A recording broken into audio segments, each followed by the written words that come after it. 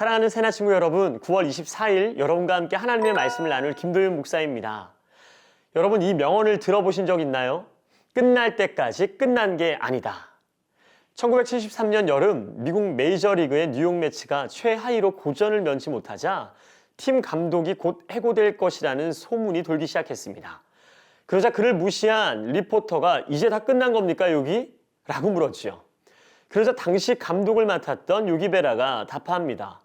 끝날 때까지 끝난 게 아니다 라고 말이죠. 결국 뉴욕 매치는 이후 승리를 이어가며 그해 지구 우승을 차지합니다. 우리는 요기베라가 누구인지는 잘 모르나 그가 남긴 명언은 기억하죠. 포기하지 않고 도전하는 삶의 모습은 모든 사람에게 도전이 되기 때문입니다. 말씀 속에서 포기를 모르는 한 분을 꼽으라면 바로 하나님이십니다. 그분은 우리를 향한 사랑을 포기치 않으시고 독생자를 내어주시기까지 우리를 사랑하셨습니다. 오늘 본문의 말씀 속에서도 심판을 선포하심에도 또다시 돌이킬 기회를 주시는 하나님을 봅니다. 하나님의 그 끝없는 사랑을 깨닫는 오늘의 묵상이 되기를 바라며 오늘도 행복한 큐티 시작합니다. 오늘의 주제는 포기를 모르는 사랑입니다. 오늘의 말씀은 예레미야 36장 1절에서 19절입니다. 유다 왕 요시야의 아들 여호야김 4년에 여호와의 말씀이 예레미야에게 임해 말씀하셨습니다. 두루마리 책을 가져다가 요시야 때 내가 네게 말하기 시작한 날부터 오늘까지 이스라엘과 유다와 다른 모든 민족들에 대해 내가 네게 말한 모든 것을 그것에 기록하여라.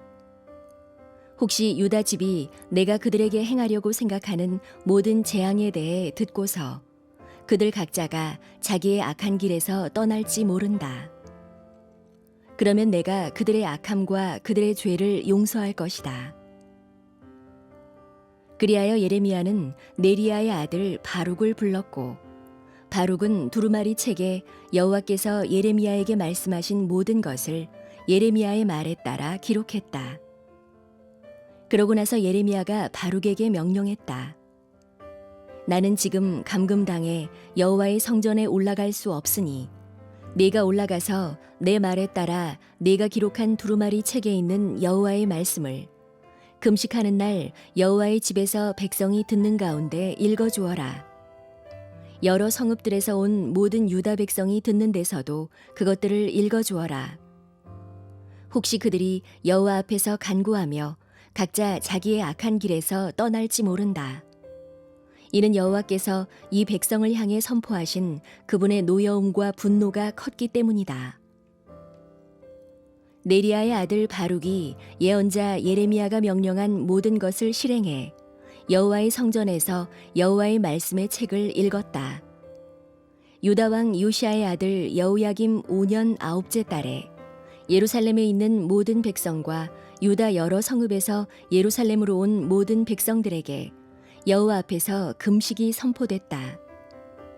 그때 바룩이 여호와의 성전 세문 입구 위쪽 뜰에 있는 사반의 아들 서기관 그마리아의 방에서 모든 백성이 듣도록 그 책에 기록된 예레미야의 말들을 읽었다. 사반의 손자 그마리아의 아들 미가야가 그 책에 기록된 여호와의 말씀들을 모두 듣고는 왕의 집으로 내려가 서기관의 방으로 갔다. 보라, 그곳에는 모든 관료들, 곧 서기관 엘리사마, 스마야의 아들 들라야, 악볼의 아들 엘라단, 사반의 아들 그마랴, 하나냐의 아들 시드기야와 다른 모든 관료들이 앉아 있었다. 2절과 3절 말씀을 함께 읽겠습니다. 두루마리 책을 가져다가 요시야 때 내가 네게 말하기 시작한 날부터 오늘까지 이스라엘과 유다와 다른 모든 민족들에 대해 내가 네게 말한 모든 것을 그것에 기록하여라. 혹시 유다 집이 내가 그들에게 행하려고 생각하는 모든 재앙에 대해 듣고서 그들 각자가 자기의 악한 길에서 떠날지 모른다. 그러면 내가 그들의 악함과 그들의 죄를 용서할 것이다. 여러분, 먼저 오늘 1절의 말씀을 보면 유다 왕 요시야의 아들 여호야김 4년에 여호와의 말씀이 임했다고 말씀합니다. 이는 우리가 어제 살펴본 심판에 대한 말씀 이후 4년 만에 다시 주시는 말씀이죠. 예레미야를 통해 주신 하나님의 말씀은 4년을 참고 참았는데 너희는 변하지 않으니 말한 대로 심판을 내리겠다 하는 결단이 아니라 포기하지 않고 다시 한번 그들을 돌이키려는 하나님의 끝없는 사랑이셨습니다. 심판에 대해 말씀 이후로도 유다 백성들은 달라지지 않았으나 하나님은 계속해서 그들을 생각하시고 그들이 돌이키기를 기다리시며 돌이킬 수 있는 새로운 방법을 제시하신 것입니다. 그것은 우리가 읽은 2절과 3절의 말씀처럼 예레미야를 통해 주신 하나님의 말씀을 두루마리에 기록하고 그 두루마리를 백성들에게 반복적으로 읽어주어서 더 많은 자들이 하나님의 진노하심을 깨달아 회개하고 기도하며 그렇게 악한 길에서 떠나 주 앞에 순종하면 그들을 용서하리라는 그 하나님의 구원 계획이셨습니다. 당시 예레미야는 성전에서 추방당하여 대적들에게 잡혀 있었으나 하나님의 말씀에 순종하여 네리야의 아들 바룩을 불러 두루마리에 작성하고 바룩은 성전에서 그 두루마리에 담긴 말씀을 읽게 됩니다.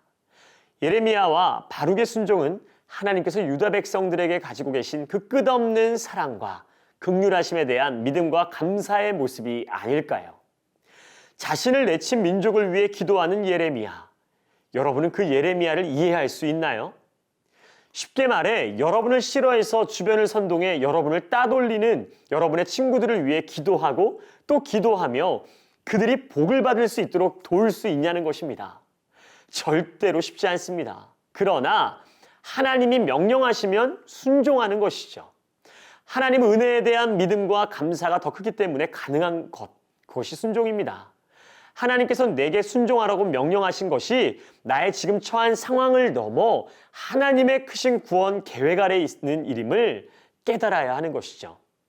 여러분 자신이 여러분의 생각과 계획을 내려놓고 순종하는 삶이 곧 하나님의 뜻이며 하나님의 역사를 이루어가는 한 점이 될 줄 믿습니다. 그리고 여러분이 순종함으로 수놓는 그 점들이 모여 선이 되고 그 선은 결국 하나님의 계획하심에 큰 획이 될 것을 또한 믿습니다.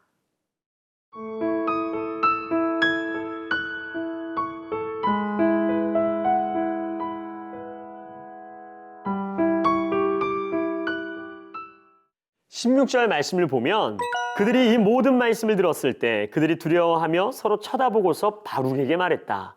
우리가 이 모든 말씀을 왕께 알려야겠다. 바룩이 읽던 두루마리의 내용을 들은 그마랴의 아들 미가야와 서기관들과 관료들은 바룩을 불러 자초지종을 묻고는 상황의 심각성을 인식합니다. 그들은 예레미야와 바룩의 이야기가 하나님께서 주신 이야기임을 알았습니다. 그래서 이 상황을 왕께 보고하기로 결정하고 예레미야와 바룩에게 가서 숨어 있으라고 이야기를 하죠. 이는 여호야김의 그 왕이 경고와 심판의 메시지를 선포한 예언자 우리야를 죽이려 하고 그가 애굽으로 도망치자 사람을 보내 그를 끝까지 추격해 죽인 전력이 있기 때문이었습니다. 당시 여호야김 사녀는 예레미야서에서 매우 중요한 의미를 가집니다. 애굽이 바벨론과의 전쟁에서 패하며 바벨론이 중동 지역을 완전히 장악한 때였고 위기를 느낀 여호야김 왕이 하나님 앞에서 금식을 선포한 때였습니다.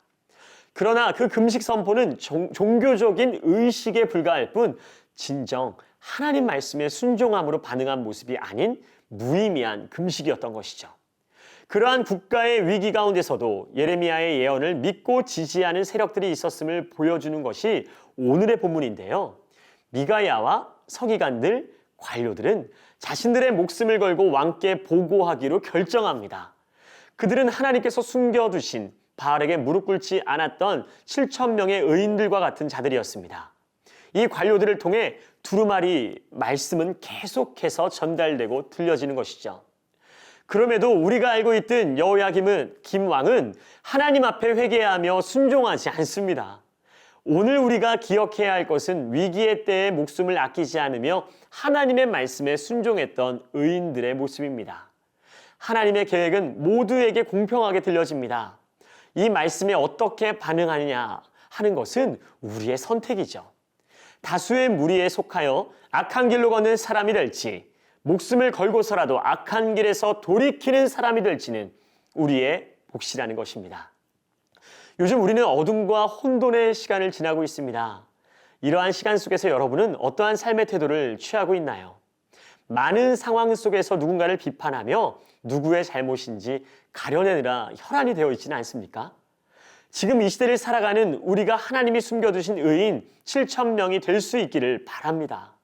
남 탓만 하며 불평하기 전에 이 위기가 나로 인함이라 생각하고 우리가 서 있는 그 자리에서 무릎을 꿇고 회개하게 되기를 바랍니다. 우리의 눈물의 기도를, 우리의 믿음의 분투를 외면치 않으시고 들으시고 응답하실 줄 믿습니다. 우리 하나님이 그렇게 하실 줄 정말로 믿습니다. 끝날 때까지 끝난 게 아님을 기억하십시오. 우리를 절대로 포기하지 않으시는 하나님이심을 신뢰하십시오. 이 어려움의 시간은 주께로 회개하고 돌이키는 자들을 기다리시는 하나님의 끝없는 사랑이라는 것을 기억하는 우리 새나 친구들 되기를 바랍니다. 오늘도 여러분의 하루를 응원합니다. 함께 기도하겠습니다.